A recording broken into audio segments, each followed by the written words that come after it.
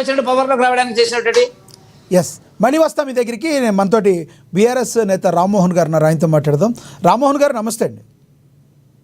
నమస్తే అండి, పెద్దలందరికీ నమస్తే.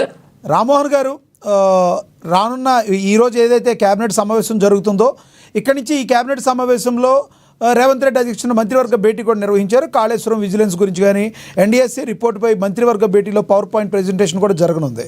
Power commission report, phone tapping, ఇతర ఎంక్వైరీలపైన కూడా చర్చ జరిగే అవకాశం అయితే ఉన్నట్లుగా మనకు తెలుస్తుంది. ఉద్యోగ బదిలీలకు గ్రీన్ సిగ్నల్ కూడా ఇచ్చే అవకాశం ఉంది. దీని తర్వాత ఈ కేబినెట్ మీటింగ్ తర్వాత రానున్న రోజుల్లో తెలంగాణ ప్రజానికానికి మరింత మేలు చేకూరుతుందని మీరు నమ్ముతున్నారా, భావిస్తున్నారా? మొట్టమొదటిగా తెలంగాణ ప్రజలను గమనించాల్సిన విషయం ఏంటంటే, కేవలం రేవంత్ రెడ్డి సర్కారు మాటల ద్వారానే పని నడిపిస్తుంది తప్పితే ఎక్కడ కూడా చేతల ద్వారా నిరూపితం కాలేదు. ఎన్నికల్లో ఇచ్చిన హామీలను మొదలు పెట్టుకుంటే గడిచిన రోజు వరకు, అంటే ఈ రోజు వరకు కూడా వారు చెప్పిందంతా బూటకం, అబద్ధం. ఎక్కడ కూడా మాటలకు చేతలకు పొందం లేకుండా వారి పరిపాలన కొనసాగుతుంది.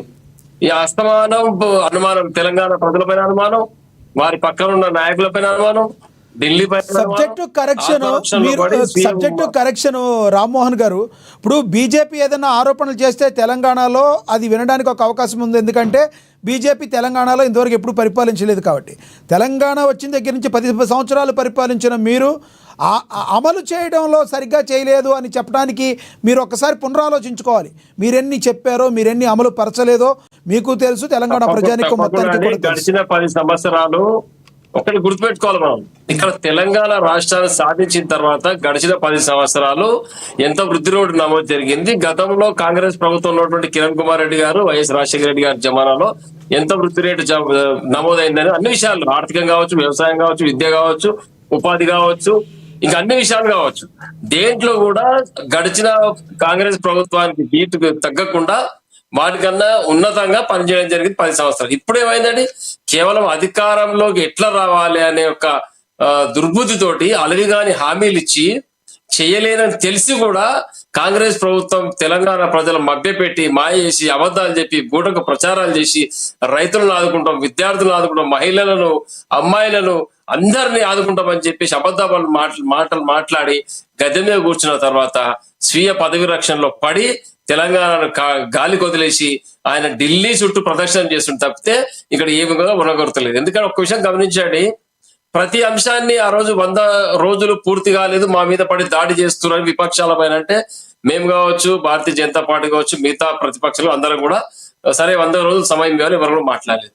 100 రోజులు పూర్తయింది, 2 సంవత్సరాలు కావస్తుంది, ఇంతవరకు ఒక్క హామీ పూర్తి చేయాలి. కేవలం ఆర్టీసీ బస్సులో మహిళలకు ఉచిత ప్రయాణం కల్పించి వాళ్ళని కూడా నానా హంగామా చేసి కొట్లాడిపించి, సీట్లు లేకుండా, అదనపు బస్సులు లేకుండా, వాళ్ళ యొక్క ఆక్యుపెన్సీ రేట్ ఎంత ఉందో తెలుసుకోకుండా ఇటువంటి అలవిగాని హామీలు ఇచ్చి గద్దె మీద కూర్చున్న తర్వాత తమాషాలు చేస్తా ఉన్నాడు.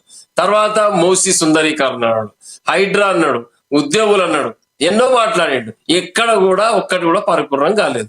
కేవలం డైవర్షన్ పాలిటిక్స్ చేసుకుంటూ ఈ రోజు ఈ సమస్య మాట్లాడుతుంటే పక్కదో పట్టించడానికి ఏదో ఒక అంశాన్ని తెరపైకి తీసుకొచ్చి ఈ పెయిడ్ మీడియా ద్వారా దాన్ని హైప్ క్రియేట్ చేసి ఈ యొక్క తెలంగాణ ప్రజల యొక్క ఆత్మగౌరవాన్ని దెబ్బతీసుకుంటూ వాళ్ళ యొక్క దృష్టిని మరల్చే ప్రయత్నం చేస్తుంది తప్పితే ఈ యొక్క తెలంగాణ ప్రభుత్వాన్ని, రాష్ట్రాన్ని ఎట్లా పరిపాలన చేయాలి, నేను చెప్పిన మాటలు ఎట్లా పరిపూర్ణంగా పూర్తి చేయాలి అవగాహన ఉందని ఒక్కటి ఆయనకి. రైతులకు రైతు భరోసా ఇస్తాను, 3 సీజన్లు అయిపోయింది, ఇంతవరకు లేదు. విద్యార్థులకు నెల నెల డబ్బులు ఇస్తాను, ఇంతవరకు లేదు. మహిళలకు 2,500 ఇస్తాను, ఇంతవరకు లేదు. విద్యార్థులకు స్కూటీలు ఇస్తాను, విద్యార్థుల అమ్మాయిలకు, కళాశాల అమ్మాయిలకు ఇంతవరకు లేదు. ఆడబిడ్డకు 1,00,000 రూపాయలు బంగారం ఇస్తాను, 1,00,000 రూపాయలతో తులం బంగారం ఇస్తాను, ఇంతవరకు లేదు. కేవలం ఢిల్లీ పెద్దల చుట్టూ ప్రదక్షిణ చేసుకుంటూ ఇక్కడ నుంచి డబ్బులు సూట్ కేసులు మోసుకుంటూ ఇక్కడ ఉన్నటువంటి బిల్డర్లను బ్లాక్ మెయిల్ చేసుకుంటూ నువ్వు నీ తమ్ముళ్ళు అంత యంత్రాంగం చుట్టూ మోపు చేసి వాళ్ళతో డబ్బులు వసూలు చేసి వాళ్ళ బిల్డర్లను బెదిరించుకుంటూ కూలగొడతారు, హైదరాబాద్ తమాషాలు చేసుకుంటా తెలంగాణ ఆగం చేస్తున్న తప్పితే ఎక్కడ కూడా సజావుగా పరిపాలన లేదు. ఇది వాస్తవం, అందరూ గమనించాల్సిన విషయం. గతంలో ముఖ్యమంత్రి కేసీఆర్ గారు ప్రవేశపెట్టిన సంక్షేమ పథకాలు మీ యొక్క ఆరోపణల ఆధారాలు ఉన్నాయా మీ దగ్గర? 100% ఉన్నాయండి. ఆ రోజు అందరూ తెలుసు, మీడియాకు తెలియదు అదేం జరుగుతుందాం. ఈ రోజు వెళ్దాం, మనం రాజేంద్ర నగర్కి వెళ్దాం. అక్కడ మన ఏమంటారు, నదిలో కట్టిన వారికి సంబంధించిన ఎమ్మెల్యేకి సంబంధించినటువంటి ఫంక్షన్ హాల్ కూలగొట్టలేదు, చిన్న చిన్న వాళ్ళే కూలగొట్టిర్రు. అదే అసదుద్దీన్ ఓవైసీ కాలేజీ కూలగొట్టలేదు, చిన్న చిన్న ఇల్లు కూలగొడుతురు. వీటికి ఏం సమాధానం చెప్తా హైడ్రా రంగనాథ్ గారు కానీ రేవంత్ రెడ్డి గారు కానీ ఎందుకు కూలగొట్టలేదండి? ఆ రోజు మనం చర్చించినప్పుడు చాలా మాట్లాడుకున్నాం మనం. ఎందుకు అసదుద్దీన్ ఓవైసీ గారి యొక్క కళాశాల ఇది పిల్లలు అయిపోయింది, వేసవి సెలవులు అయిపోయినాయి, మళ్ళీ కళాశాల ఓపెన్ అయ్యే టైం వచ్చింది, ఇంతవరకు నీకు కొత్త ప్రిన్సెస్ ఎందుకు ఎత్తుకోలేకపోయినా ఆయన? ఎందుకు వార్నింగ్ ఇస్తారడినా? మరి దీనిపైన ఏమంటారు? కాబట్టి ఇవన్నీ ముఖ్యమంత్రి కేవలం తమాషాలు చేసుకుంటూ కాలం గడుపుకుంటూ పబ్బం గడుపుకునే పరిస్థితి తప్పితే తెలంగాణను బాగు చేయాలనే ఉద్దేశం లేదు. ఇంకొకటి, ముఖ్యమంత్రి గారు మాజీ ముఖ్యమంత్రి అప్పులు చేసిర్రు, తెలంగాణ ఆగం చేసిర్రు, 1000 కోట్లు దండుకున్నారు, అభివృద్ధి చేయలేదని మాట్లాడుతున్నారు. మరి నువ్వు మాట్లాడినప్పుడు ఆ రోజు లెక్కలు తెలిసినప్పుడు తెలంగాణ రాష్ట్రం అప్పుల్లో ఉంది, మేము ఈ హామీలు ఇస్తే నెరవేర్చకపోవచ్చు మనము, కాబట్టి ఓటేయండి అని ఇంకో విధంగా అడుక్కొని ఓటు తీసుకొని తెలంగాణ ప్రజల నుంచి అధికారంలోకి వచ్చేది.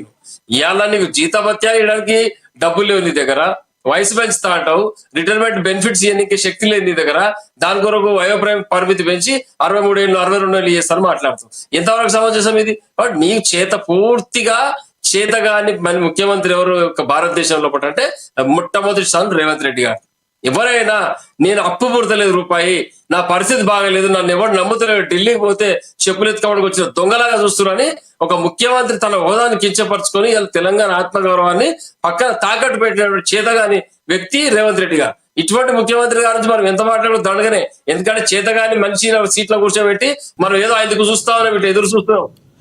చకోర పక్షిలాగా చంద్రుడి కొరకు చూసిన పక్షిలాగా మన పరిస్థితి అయింది తెలంగాణ వాసులది. ఎస్ మళ్ళీ మాట్లాడతాం. మనతోటి స్టూడియోలో అందుబాటులో ఉన్నారు కాంగ్రెస్ అధికార ప్రతినిధి డాక్టర్ శివకుమార్ లాల్ గారు ఉన్నారు. ఆయనతో